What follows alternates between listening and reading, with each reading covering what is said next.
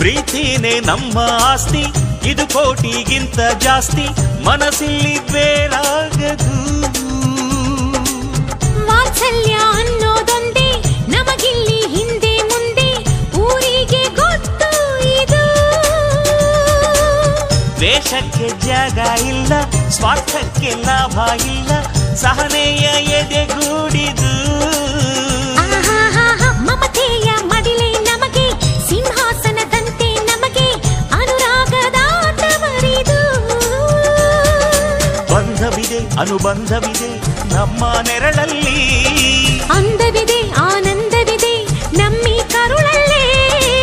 ಸ್ವರ್ಗಕ್ಕೆ ಎಣಿ ಹಾಕು, ಲೋಕಕ್ಕೆ ತಿಳಿಯಬೇಕು ಈ ಪ್ರೇಮ ಸಂಬಂಧ.